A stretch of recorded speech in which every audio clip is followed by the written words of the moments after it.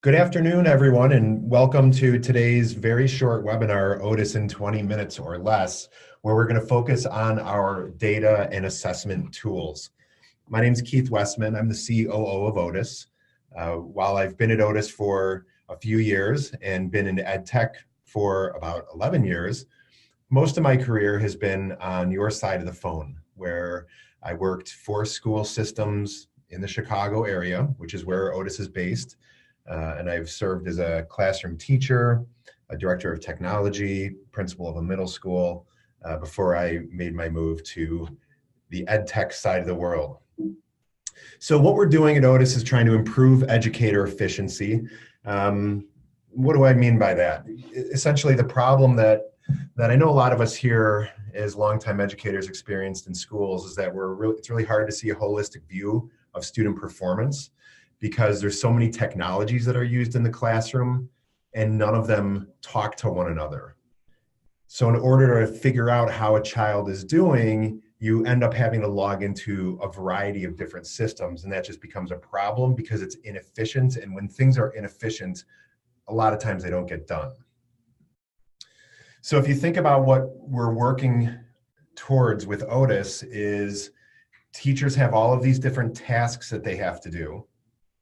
They're all important. There's really nothing on this list that you can leave for the day without doing. And what the ed tech industry has done to teachers is they've said, oh, you have all these tasks to do. We can help you by putting all of those tools to do those tasks online. And so you end up with something like this, where you have all of these different products. All of these products in and of themselves are great, but the information that you get from these when it doesn't talk to one another, it really makes it hard for you to synthesize a single story of how students are doing. And so what we're doing at Otus is we're taking that very same list and we're saying, let's not worry about being the connective tissue to integrate all of these different systems. What if you could just use one system to complete all of these different tasks? It would help you be efficient.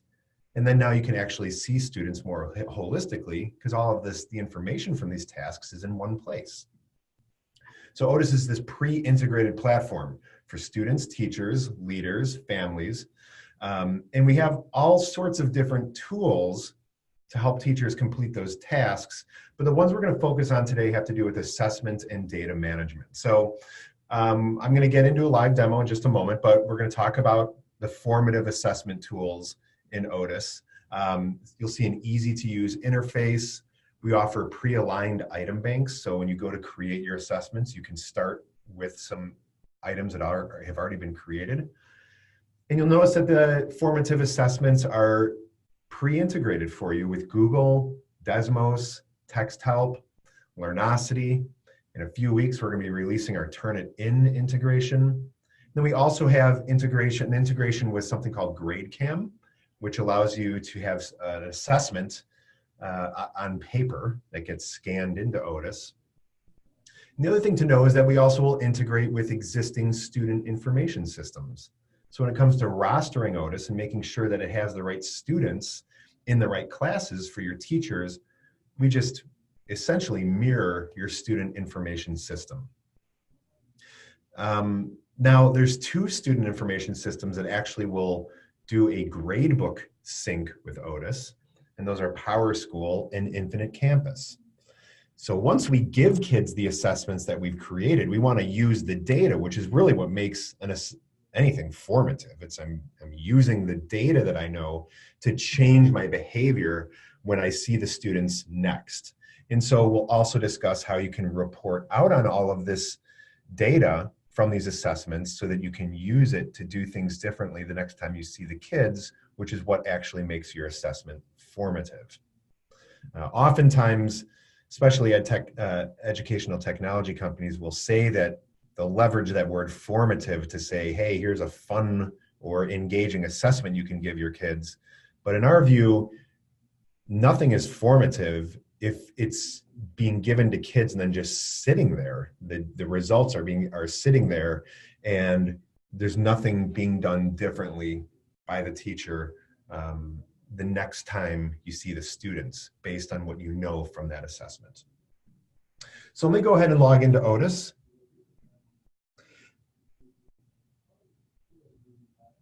So here you'll see I'm logged into Otus as a, make my screen a little bit bigger, as a classroom teacher.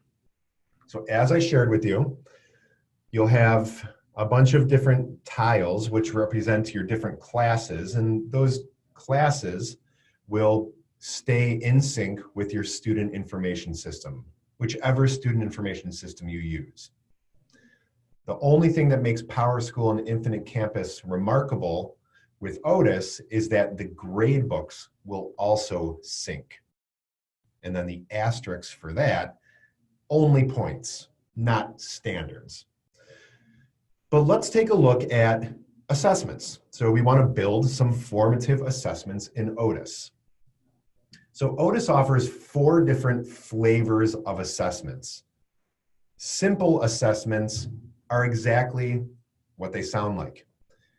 A simple way to create multiple choice, true, false, and short answer assessments and connect those to learning standards. It's really quick and easy to create, and I'll show you how those work. The second flavor of our assessments is called advanced assessments. This gives us access to 65 different types of technology-enhanced items. So drag and drop, charts, graphs, matching, you name it. And we leverage the Learnosity assessment engine for those. If you haven't heard of Learnosity, oftentimes your state assessment, your high-stakes state assessment, is powered by Learnosity. So by using advanced assessments in Otus, you're actually giving your students practice in using the same types of items that they're going to have to use on that high-stakes assessment. Third flavor, rubric-based assessments. They're great for papers, observations, performance tasks that can be done all the time so that students will see the feedback from teachers. And then finally, our fourth flavor is bubble sheets, and that's exactly what they sound like. You'd print out bubble sheets for students, they'd fill them out with paper pencil, and then that gets scanned into Otus so you can use the data. Let me first show you what a simple assessment looks like to students after I've created the assessment and I want to share it with my students. What will they see? So this is an example of a simple assessment. This could be great for exit tickets, quick checks, and in this case, the teacher has written their own assessment items. You'll notice there's some features like, you can have the kids look at a picture or listen to an audio clip or just read something, but very, very simple. Now, what you don't see is that behind each question is a learning standard has been tagged to this assessment. Let me show you how that would work. So as a teacher, when I'm creating my simple assessment, I write my question, I have my answer choices, and if I want to link a standard, I can do it really quickly. So just watch.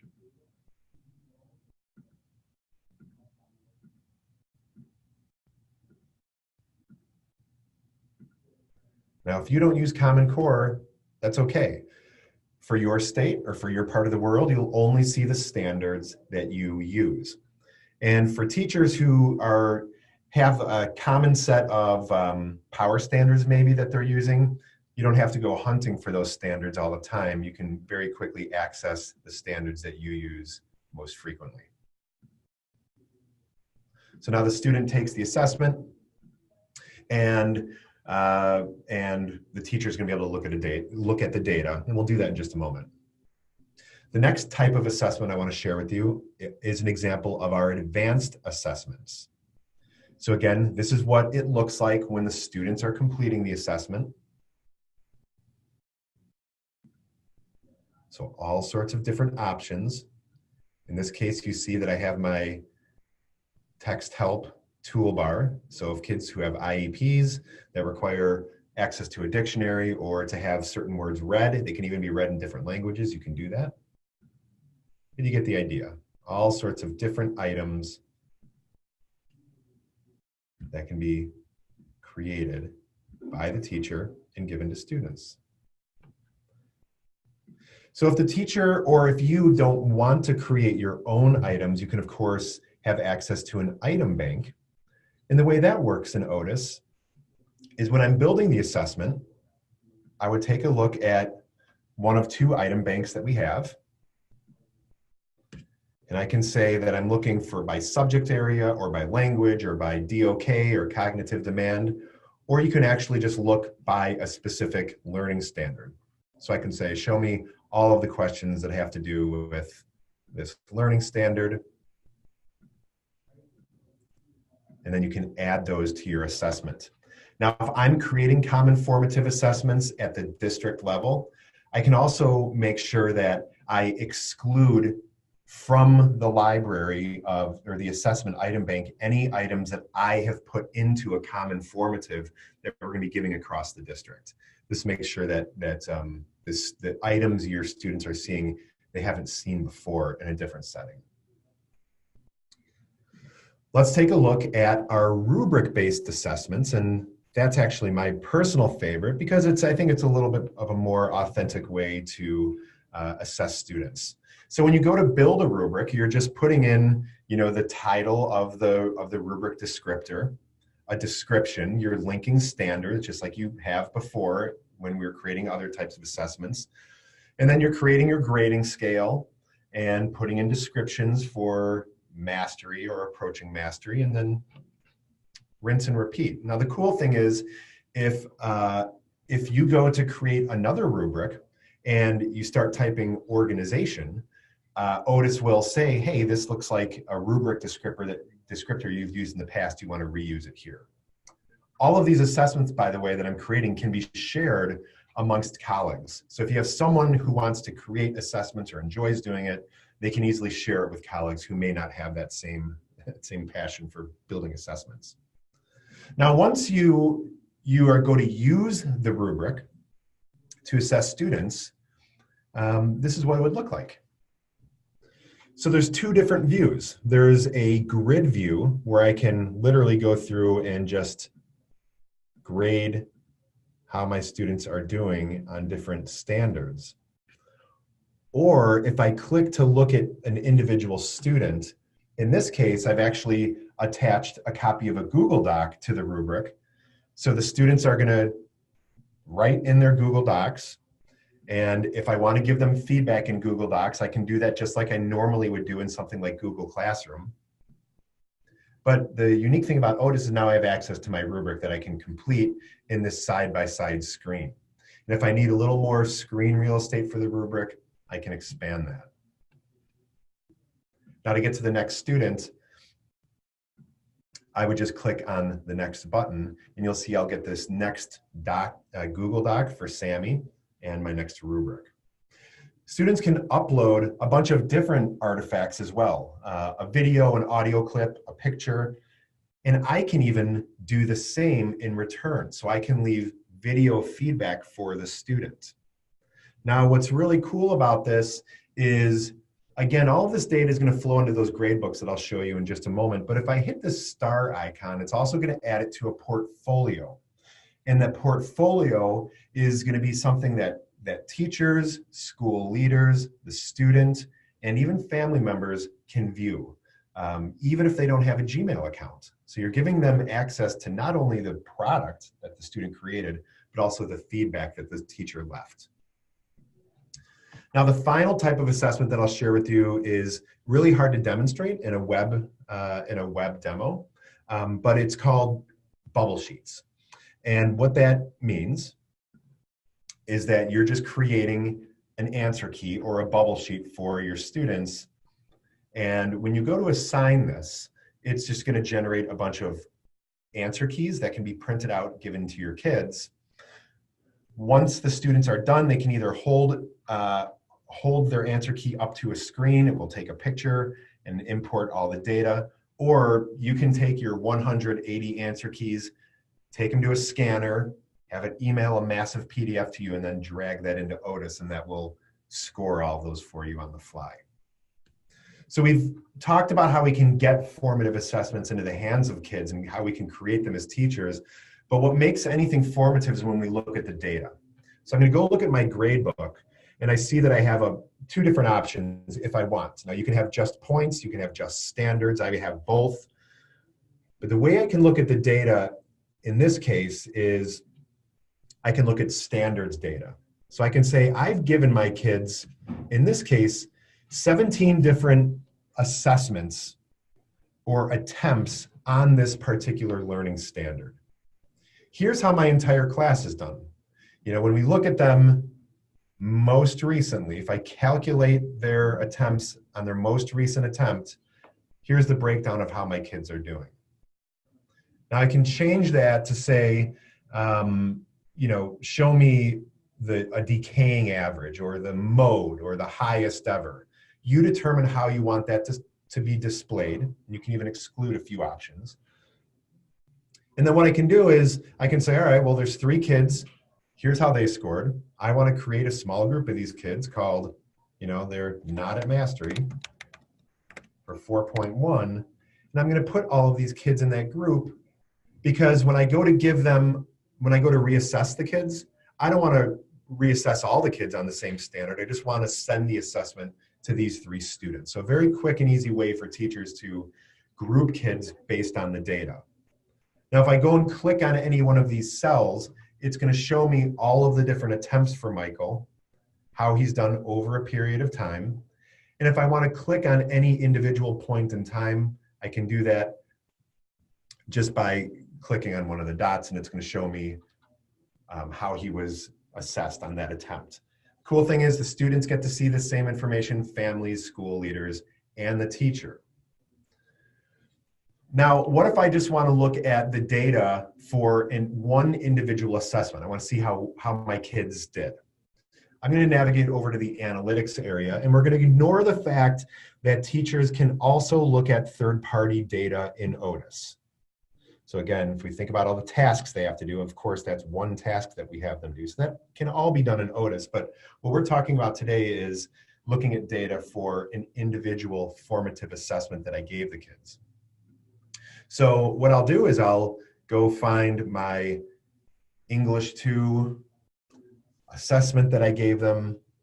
And you'll see that it's going to allow me to not only see how students did item by item, but I can also do an item analysis. And I can say, all right, when I asked this question, there's a few kids who did not get the answer correct. Well, who are those students? It's these 2 students. I'm going to create a group of them so that I can do something different with them later. But the idea is that we're giving kids assessments, we're looking at the data, and we're doing something differently with the students based on what the data says. On my last minute, what are types of things that you can do with the students based on the data? Well, at Otus, we really believe that the purpose of Otus is to help teachers be efficient by giving them one place to get their tasks done. And now that they have more time to be with the kids face to face. We don't believe in shoving kids in front of a computer and having them go through their educational experience. It's certainly not something that I wanted to do as a teacher. It's not something I want to do as an ed tech leader. It's definitely not something that I want done to my kids who are school age. So the idea would be the teacher has, you know, bundles of lessons or resources that they want students to work on. And so they would give an instruction like this. Hey everyone, I'm glad you came in from lunch and recess. We're going to have a great afternoon. We're going to break up into our groups, or we're going to be, you know, working on X, Y, Z. I'm going to be meeting with people individually and calling up you over and conferencing, but you're going to be working on your own for the next 30 minutes. And what the teachers can say is you're going to go into Otus, and I want you to look at the lesson that I want you to work on while I'm doing conferences. What the teacher has done is they said, here's the lesson that we're working on, but I don't want to give all of these resources to every single kid in my class, because not every single kid in my class is ready for the exact same resource. So I just want to give it to the kids in my class who were in that group that said, not at mastery for 4.1. There were 3 kids. So every student is going to get resources that the teacher has compiled based on what the data says that they need or they're ready for. So I have a poll question that was put up. Would you like us to contact you for a deeper dive demonstration? If that's you, just click yes and we'll reach out to you. Again, chances are very high that the people that you're going to speak with on the other end of the line have lots of experience working with assessment platforms in K-12, and most likely is also a longtime educator. So we'll be able to speak your language as we think about how you can use Otus as a formative assessment and data platform in your schools. So I'm going to keep this webinar at 20 minutes. It's 12:20 Chicago time. Everyone's going to get access to a recorded version. If you have any questions, feel free to type them in and I'll answer those for those who stick around. But if you have to leave, please, if you're in the United States, have a wonderful Thanksgiving. If you're elsewhere in the world, hope the season brings you nothing but health and happiness, and I appreciate your time today. So I'll conclude the formal part of today's webinar. If you want to stick around because you have questions, please do so. Other than that, thank you for joining me today.